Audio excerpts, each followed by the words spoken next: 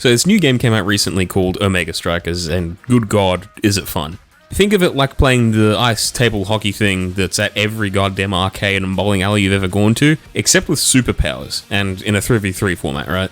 Now, I've had my eyes on this game for a very long time, but when I first discovered it, the closed beta had not only closed access, but had actually closed completely. Fast forward a couple months later, and here we are, with what could easily be your next source of addiction, and where hundreds of your precious hours could be chucked down into the whirlpool of free online gaming. Now, to anyone who looked at this gameplay and wondered what the actual fuck is happening, don't worry, it was my first thought as well, and I still don't really know what I'm doing. Your first game will probably feel like everyone is just chucking random shit at you and seeing if it works, but if you give it a few games and learn how some of your abilities function, you'll figure out how to actually, well, play the game. Just do be warned though, if you end up getting really into it, it draws out a pure competitive spirit from within you while being a well-oiled addiction machine. The hours will fade away. Like, okay, let me set the scene here. I played my first few games with some mates and was getting really into it, but the both of them were a bit indifferent, you know, they weren't feeling it quite yet. But then something clicked within them. This clip here was taken from my mate's perspective and, well, let's just say, get ready to turn your headphones down. I'm so used to playing back because I'm used to being going, yes, that's the way it is. Yeah! What? And he's hooked just like that. This is a bit off topic, but did you know that if you scream loud enough, Discord will actually think that you're just background noise? Because this is what I heard on my end. So used to playing back because I'm used to being going, yes, that's the way it is. What? There is a lot to like in Omega Strikers, especially seeing as it suits basically anyone's playstyle or preferences. If you like to zip around and score goals, there's plenty of choices for that. If you prefer to be the backbone of defense, have an entire goddamn role for that. You want to be a mongrel and just a devious rat who slaps people around like they're the sandbag from Smash Bros? Well, fuck you. I mean, you still can, but fuck you. In general though, your playstyle will fall into one of two roles, either goalie or forward, with both roles getting to pick from 4 specializations that give you some decently big buffs in specific situations and help you absolutely clutch up for your team.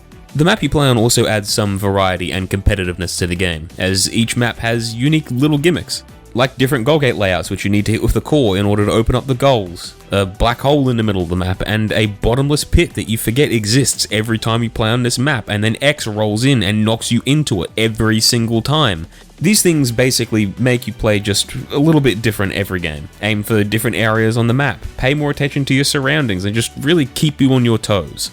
By the way, in case you haven't noticed from the gameplay, Omega Strikers is very competitive and is heavily skill-based. Like every single ability in the game can and will be used against you in a high IQ Giga Chad play, which can be very rough for the first few games while you get used to it. But once you actually start making plays yourself, well, I mean, you saw the clip. It's also very easy to see when people are actually used to their characters. Like when I first started playing Amy, and yes, I am your average Amy player, I got styled on hard by people who clearly knew what they were doing. Like just using the teleport for positioning, using the cannon to carry the core into the goal, and most importantly, just clean shit like this.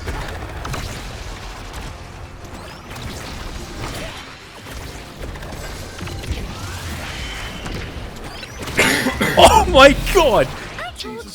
1v3 is goalie. Jesus. This is me, by the way. I'm very proud of this. There's also no shortage of modes to choose from as well. If you're looking for just a few minutes break from work, give Quick Play a try, where games are usually done in under 10 minutes. You know, first to 5, nice and easy. If you're looking to have a longer sesh with the lads though, squad up, there's normals or ranked if you're feeling a bit more competitive. Both of which have a best of 3 sets, which is also best of 3 points. The only major difference between normal and competitive is the fact that you can ban, so word of the wise, just play ranked, you can ban X. God damn, I hate that guy. All in all, it's really well designed, both stylistically taking a big influence from anime and also from the perspective of gameplay. Basically, all of the characters in the game can be played on either offense or defense, although there are most certainly some characters that are designed to lean more towards one role than the other, but it's still feasible to play them and experiment with them, you know, try and figure out an alternative playstyle.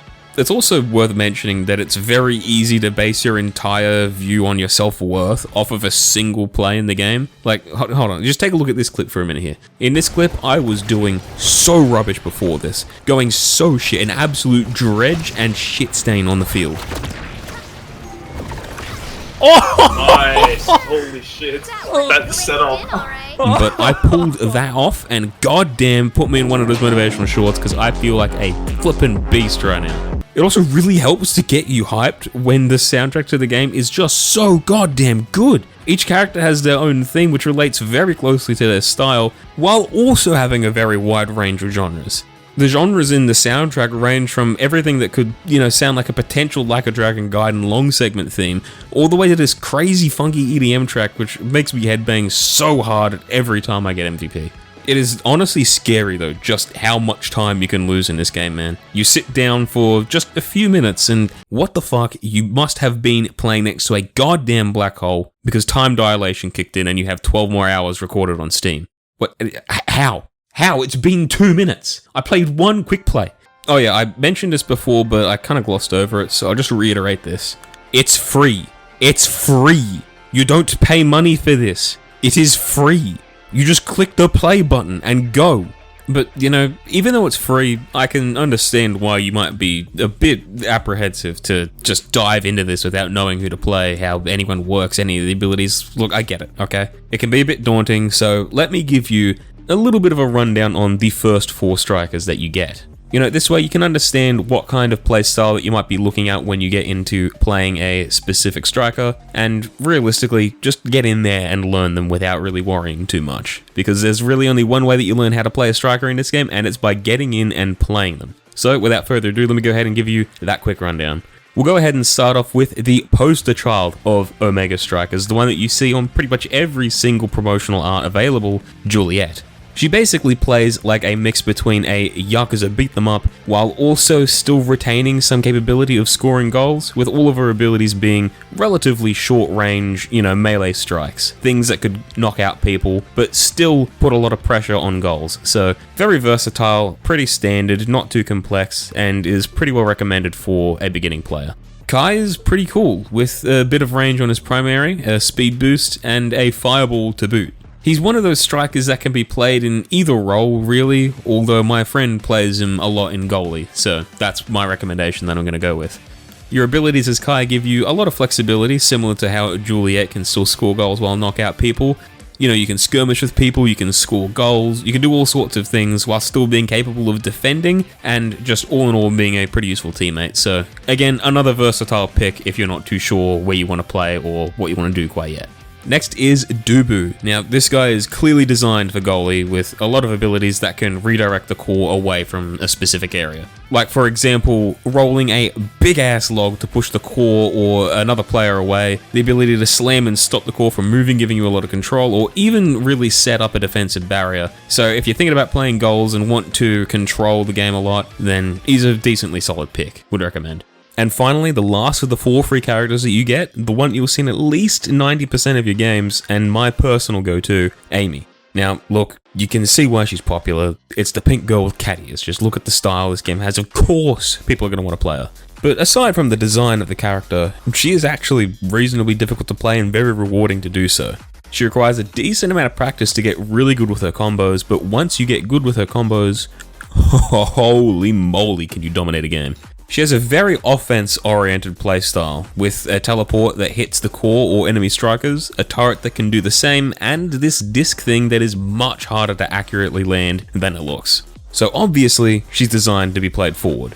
If you decide to play Amy, just be warned that the difficulty is also recognized in-game, as she is the only one of the first 4 free characters, that's a lot of numbers there, to have a 3-star difficulty rating. So just be warned for the first few games to be absolutely horrid and a difficult mess to play.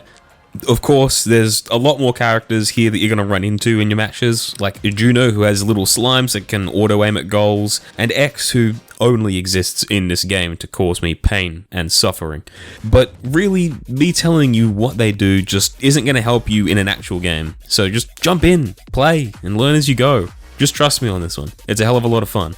It's especially fun if you play with some friends, some mates that you want to get into the game with. just jump in, okay?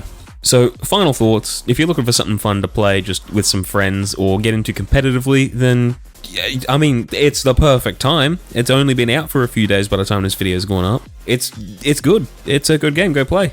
Just be ready to forfeit hours and hours and hours of your life to this. I have an addiction.